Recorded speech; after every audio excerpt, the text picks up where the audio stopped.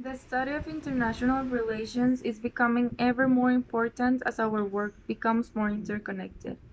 In this lesson, you'll learn about what international relations is and some important related concepts. International relations defined.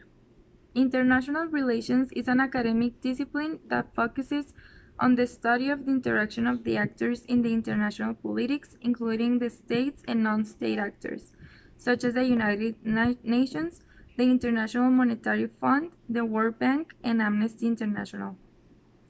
One of the key features of the international system is that it's a state of anarchy. Each state in the system is sovereign and does not have to answer to a higher authority. Imagine living in a confined space with a group of other people with limited resources.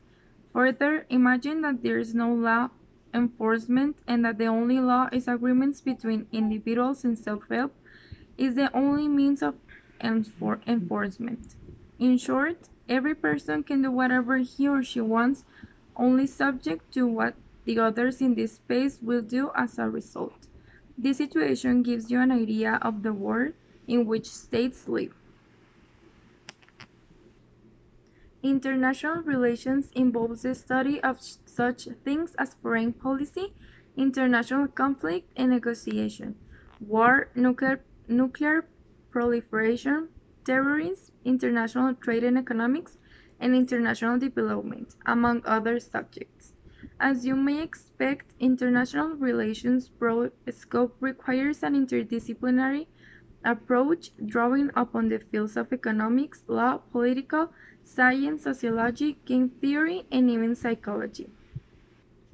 Schools of thought.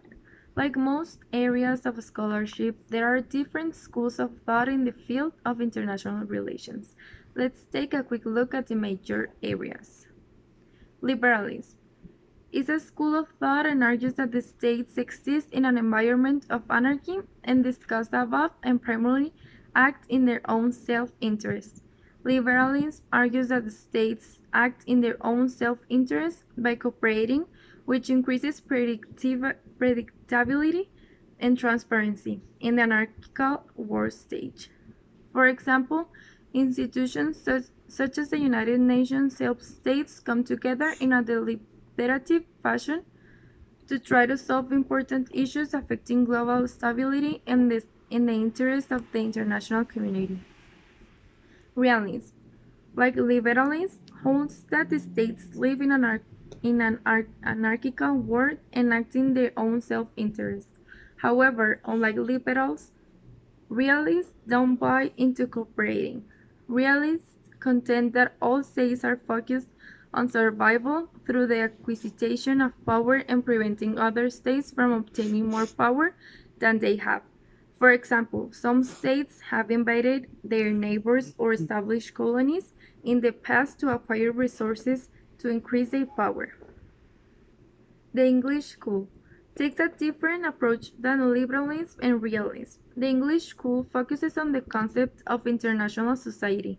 These theories view the world stage as occupied by a society of states that are bound by a set of rules, norms, and institutions that are mutually agreed upon by their theories view the world stage as occupied by their members. In their views, while states cannot completely escape an anarchical environment, certain rules apply to members of the international community. We can see this in international law. Constructivism takes a sociological approach to the international relations. Constructivists focus on how national identity is formed in order to understand national interests. For example, states that share common characteristics or traits, such as democracy and capitalism, tend to view each other in positive terms, while viewing states without these shared characteristics often identify in negative terms. Thus, states with similar identities may tend to socialize positively with each other, while being hostile to states that have radically different identities. Constructivism has provided some important insights into understanding conflicts based upon ethnicity, religion, and theories. Critical theory is actually a set of theories that challenges assumptions made in traditional approaches to international relations. For example, that the quest for power is a motivating factor in state actions. In fact, these theories often argue that these traditional assumptions may very well be responsible for some of the tragedies that occur in international politics, such as war, third world poverty, and ethnic cleansing. Two critical theories in international relations are neo-Marxism and feminism. Neo-Marxism focuses less on the role of states and more on the role of economic factors in the international system. Feminism argues that masculine ideas of aggression and war color how the nation, state, and international system are characterized. No, espérate. Lesson summary.